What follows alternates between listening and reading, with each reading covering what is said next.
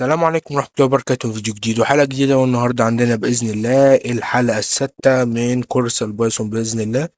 فالنهاردة بإذن الله هنتكلم عن حاجة اسمها ليست، وهي أحد متغيرات البايثون بإذن الله.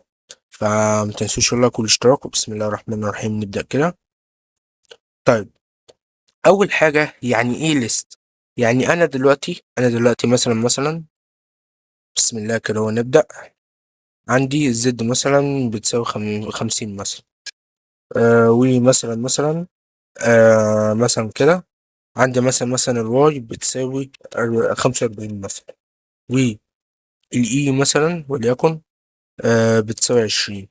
طيب، بدل ما أعمل كده وأقعد أعمل برنت كل ده، لا أنا هعمل نمبرز. أنا هعمل كده أهو. أنا ممكن أعمل إيه؟ ممكن أعمل كده أهو، مثلا اسم المتغير نمبرز، ماشي، وأقول يساوي. بس لازم اعمل قوسين، اللي هو احنا كنا بنقول القوسين في الفيديو اللي فات شيفت وجيم ودال. لا، هنا هضغط جيم مع دال بس. ماشي، جيم مع دال بس، واكتب الارقام اللي انا كتبتها 50، وكنا قلنا كمان 20، واروح عامل برنت نمبرز. هيشتغل على طول ويطلع لي الليستة كلها. بس القوسين العاديين معلش نروح عاملين نمبرز كده اهو. ماشي، فانا لما اعمل رن اهو، طلع لي الليستة كلها والأرقام كلها اللي أنا كتبتها.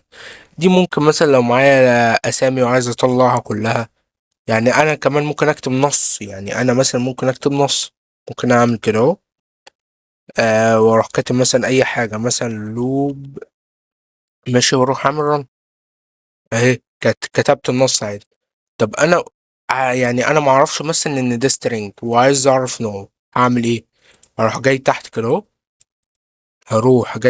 أهو، وكاتب برنت زي ما اتعلمنا، وراح كاتب تايب، وراح كاتب اسم المتغير اللي هو نمبرز. تمام، وراح اعمل رن اهو. قال لي الكلاس ليست، شايفين؟ قال لي الكلاس ده ليست، يعني انا معرفش ان ده ليست مثلا. فقال لي نوع هنا اهو ليست اهو. تمام. تمام. طب مثلا عايز اعرف مثلا رقم 50 دي كام في الليست، علما بانه في الليست يعني احنا المفروض بنعد في الليست انا واحد اتنين تلاتة. لا، هو بيعد صفر واحد اتنين. فانا عايز اعرف ال50 دي رقم كام في الليست. طب فانا دلوقتي هروح كاتب برنت، واروح فاتح كده اهو نمبرز، واروح عامل القوسين بتوعنا زي كده اهو، واروح كاتب اقول له عايز اول رقم. بس بالنسبه له اول رقم هو صفر، بيعد صفر واحد اتنين، مش واحد اتنين تلاته وكده. ماشي، فانا لما اعمل رن اهو جاب لي 50 بعيدا عن دي. ماشي، بعيدا عن دي عشان انا كنت كاتب برنت نمبرز اهو. جاب لي اول رقم هنا اهو اللي هو 50. طيب، ممكن اكتب كمان مثلا زائد نمبرز، واروح اعمل كده اهو اول رقم. لا، بس اول رقم بقى في القوسين هنا اهو. طب فانا لو عملت رن كده جمع لي اول رقمين، يبقى دي كده عمليات حسابية. بصوا، جمع لي عمليات حسابية، جمع لي 50 وال45 هنا اللي هو رقم صفر في القائمة ورقم واحد. طب نجرب ضرب، نشوف الضرب ينفع ولا لا. نفع الضرب. طب مثلا القسمة، نفعت القسمة. طب مثلا طرح مثلا، طرحهم. يبقى انا كده اتعلمت يعني ايه ليست، وازاي اجيب اول رقم في الليست، وازاي برضو اعرف نوع الليست، وازاي اعمل عمليات حسابية في الليست. احنا كده في اول 5 دقايق خلصنا 4 حاجات. هي الليست على فكرة سهلة جدا جدا جدا بإذن الله، ولكن هقسمهم على فيديوهين، يعني علشان هم برضو حاجات كتير بس سهلين، بس هم برضو حاجات كتير. فلسهولة بس الفهم والحفظ والتطبيق هخليهم على فيديوهين المرة دي. طيب، فطبعا لو في ضرب وناقص وقسم وزائد وكده برضو، مش شرط ان هو يبدأ بأولويات الرياضة. يعني مش شرط مثلا ان هو يبدأ بالضرب، يعني ممكن يبدأ بالضرب وممكن لا.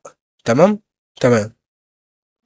طيب، فطبعا ممكن في الليست برضو، يعني ممكن في الليست انا عادي ان انا احط ارقام عشرية وارقام بالسالب. يعني انا اخلي دي مثلا -50، مثلا، واخلي مثلا دي 1/10.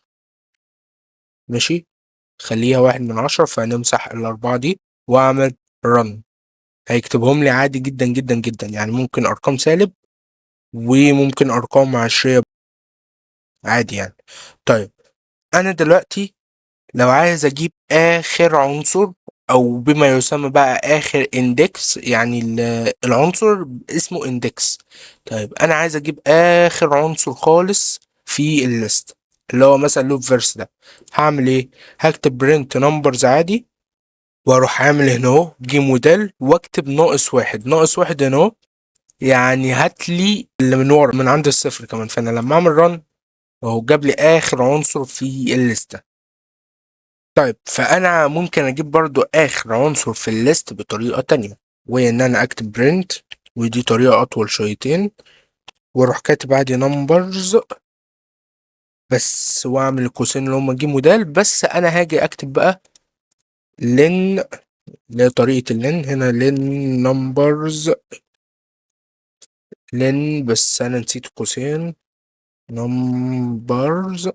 ماشي، واروح جاي كاتب هنا اهو -1. ماشي، لا مش 1 - 1، لا -1، عشان يجيب لي اخر عنصر في الليست. زي ما انتم شايفين جاب لي اخر عنصر في الليست اهو. طيب، ممكن برضو اللين نمبرز دي كلها اروح حاططها في اسم متغير. يعني انا ممكن اخد ديت مثلا، واروح مسميها متغير اكس، اللي هو هنا اهو، واروح عامل الطريقة ديت كده اهو، واروح جاي هنا اهو عامل اكس. دي برضو احد الطرق، واروح عامل رن، هيشتغل نفس الحكاية. يعني ان انا اسمي جزء بتاع لين نمبرز دوت اكس.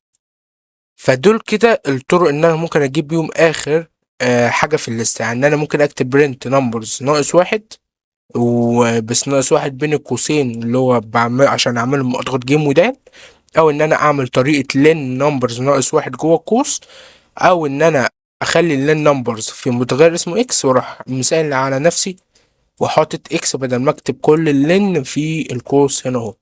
طيب، اخر حاجة بقى لمعرفة عدد العناصر في الليست. انا دلوقتي عايز اعرف دول كام عنصر. هم دلوقتي عدد كبير قوي، انا عايز اعرف هم كام بالظبط. هعمل ايه؟ كاتب برنت زي كده اهو. ماشي، واروح كاتب لين، واروح كاتب نمبرز زي كده. تمام، واروح اعمل ران عادي. هو قال لي ان هم 4 عناصر، قال لي ان هم هنا هوت 4 عناصر. بس لو ضفت بقى كتير برضو هيقول يعني هيزود العدد عادي جدا جدا جدا. فبس احنا كده خلصنا يعني نص اوامر الليست. الحمد لله، الفيديو جاي هنختم الليست، بعدهم باذن الله هنختم المتغيرين اللي هيكونوا باقيين باذن الله. فبس وصلنا لنهاية الفيديو، اتمنى انه عجبكم. ملخص الشرح كالعادة هتلاقوه بإذن الله على قناة الواتس اللي هتلاقوه في الوصف. فبس نشوفكم الفيديو جاي بإذن الله في الحلقة السابعة، وسلام.